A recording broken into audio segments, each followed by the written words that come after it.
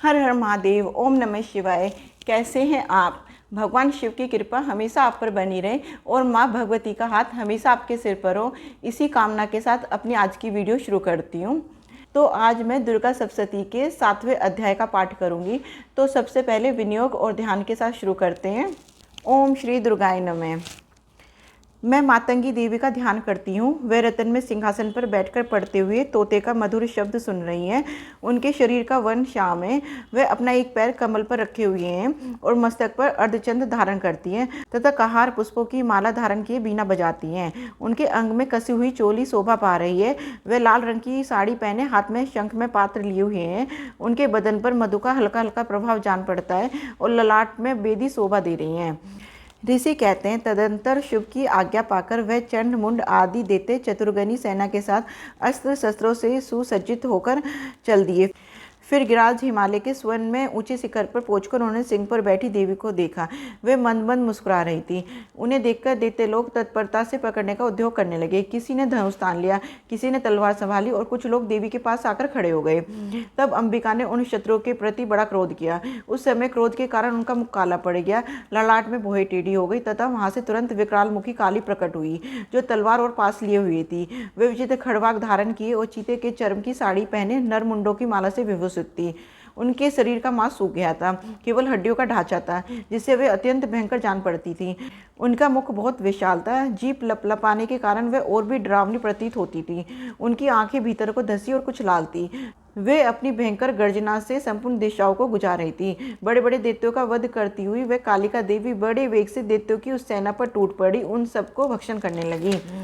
वे पार्श्व रक्षकों, अंकुशधारी महावतों, योद्धा और घंटा सहित कितने ही हाथियों को एक ही हाथ से पकड़कर मुंह में डाल लेती थी। इसी प्रकार घोड़े, रथ और सारथी के साथ रथी सैनिकों को मुंह में डालकर वे उन्हें बड़े भयानक रूप से चबा डालती थी। किसी के बाल पकड़ लेती, किसी का गला दबाती थी, किसी को पैरों से कुचल डालती और किसी को छाती के धक्के से गिराकर मार डालती थी। वे असुरों के छोड़े हुए बड़े बड़े अस्त्र शस्त्र मुंह से पकड़ लेती और रोष में भरकर उनको दांतों से पीस डालती थी। काली ने बलवान एवं दुरात्मा दैत्यों की वह सारी सेना रोट डाली, खा डाली और कितनों को मार भगाए। कोई तलवार के घाट उतारे गए, कोई खटवाक से पीटे गए और कितने ही असुर दांतों के अग्रभाग से कुचले जाकर मृत्यु को प्राप्त हुए। इस प्रकार देवी ने असुरों की उस सारी सेना को क्षण भर में मार गिराया। यह देख चंड उन अत्यंत भयानक काली देवी की ओर दौड़ा तथा महादैत्य मुंड ने भी अत्यंत भयंकर बाणों की वर्षा से तथा हजारों बार चलाए हुए चक्रों से उन भयानक नेत्रों वाली देवी को आच्छादित कर दिया। वे अनेकों चक्र देवी के मुख में समाते हुए ऐसे जान पड़े मानो सूर्य के भौतरे मंडल बादलों के उदर में प्रवेश कर रहे हों। तब भयंकर गर्जना करने वाली काली ने अत्यंत रोष में भरकर विकट अट्टहास किया। उस समय उनके विकराल बदन के भीतर कठिनता से देखे जा सकने वाली दांतों की प्रभा से वे अत्यंत उज्जवल दिखाई देती थी। देवी ने बहुत बड़ी तलवार हाथ में ले हेम का उच्चारण करके चंड पर धावा किया और उसके केस पकड़कर उसी तलवार से उसका मस्तक काट डाला।